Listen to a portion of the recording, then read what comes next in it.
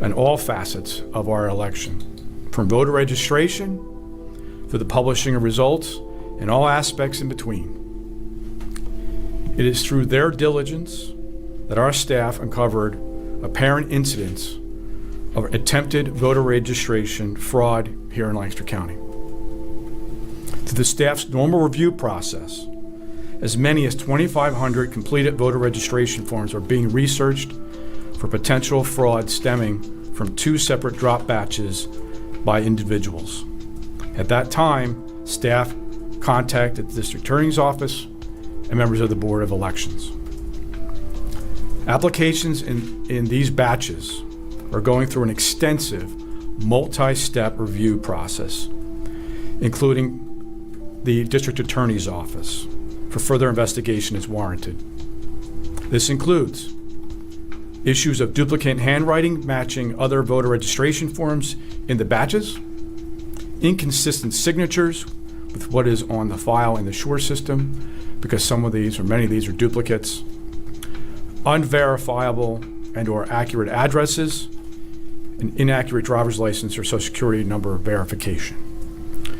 We have an obligation under the election code, just not only that, but a moral obligation to investigate any matters of potential fraud. Applications that have gone through this extensive review and investigative process and are not deemed to be fraudulent are being processed. I want to stress this. No eligible voter will be turned away. We'll also add that the Commonwealth Department of State and the Attorney General Office has been notified of this matter. We've called this press conference today to share this information with voters and with all the views that people can feel confident in the security of Lancaster County's elections and that we take these matters seriously.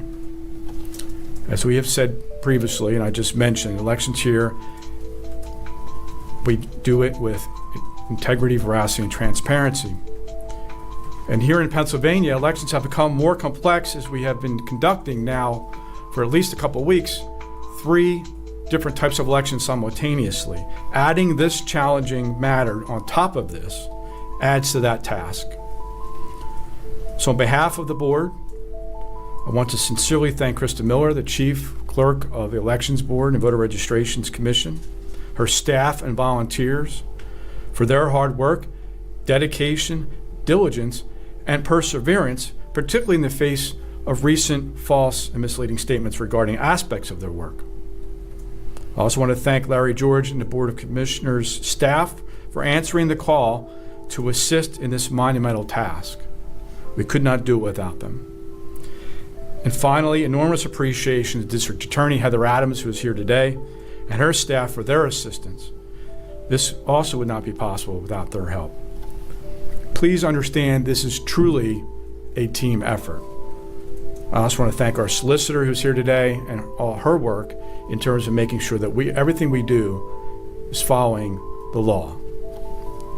This time I'm going to turn it over to District Attorney Heather Adams for a statement and update on the investigation, followed by comments by my colleagues, Commissioners Yoder and then Parsons, and then we will open it up for questions. Thank you. Thank you, Commissioner. Good morning, everyone. District Attorney Heather Adams. On Tuesday afternoon, I was contacted by Krista Miller, who is our Chief Clerk of Elections, regarding potentially fraudulent voter registration applications that had recently been received by her office. At that time, she informed me that the Elections Office received approximately 2,500 applications at or near the deadline for registering to vote.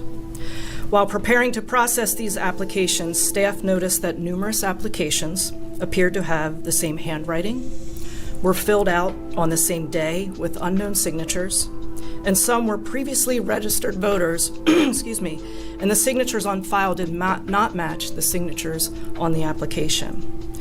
So before I begin to summarize our preliminary findings, I must remind everyone that this is an ongoing investigation, and for that reason, I will be limited in the details that I can provide. Lancaster County detectives began investigating the voter registration applications and immediately found applications that were indeed fraudulent. Indicators of fraud included inaccuracies with the addresses listed on the applications, false personal identification information, as well as false names.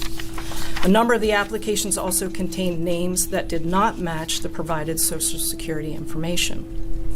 In some cases, applications contained correct personal identification information, such as the correct address, correct phone number, date of birth, driver's license number, and Social Security number. But the individuals listed on the applications informed detectives that they did not request the form, they did not complete the form, and verified that the signature on the form was not theirs. At this point, it is believed that the fraudulent voter registrations are connected to a large-scale canvassing operations for voter registrations that date back to June. However, the majority of the applications received are dated August 15th and after. Those canvassing for voter registrations were employed and paid to obtain voter registration applications. The majority of the applications were from residents in the city of Lancaster. However, applications were also received from residents in Columbia, Elizabethtown, Mountjoy, Akron, Ephrata, Stevens, Strasburg, as well as other locations across Lancaster County. The canvasses themselves took place at various shopping centers, parking lots of grocery stores and businesses, sidewalks, and parks. During this preliminary investigations, detectives were able to verify some of the applications were indeed legitimate. In these instances, the applicant verified that they did provide information to a canvasser. For these applications, we will immediately advise voter registration and that we confirm that they are legitimate requests, and voter registration will process that application. Thus far, of the investigations that we have completed, we have determined that 60% have been fraudulent. That is of the investigations that we've completed. Allegations from groups like the ACLU, WITF, LMP, and others who falsely alleged allegations that were frankly absurd. We quickly debunked these allegations, both in public meetings and in communicating with the Department of State. All three commissioners are in unanimous and bipartisan agreement that our staff has acted properly. And despite us debunking these, and despite us being aligned with the Pennsylvania Department of State staff on this, Secretary of the Commonwealth Al Schmidt repeated these same false allegations that we had already debunked in a letter, in an official letter to us. That letter that Schmidt sent, which was addressed to us, was apparently leaked directly to LNP, so that we were asked questions from LNP before we ever saw it.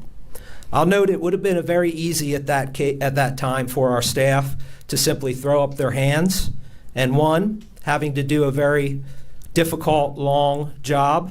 Two, while they're receiving these false allegations from people who should know better, and they could have stopped doing their job.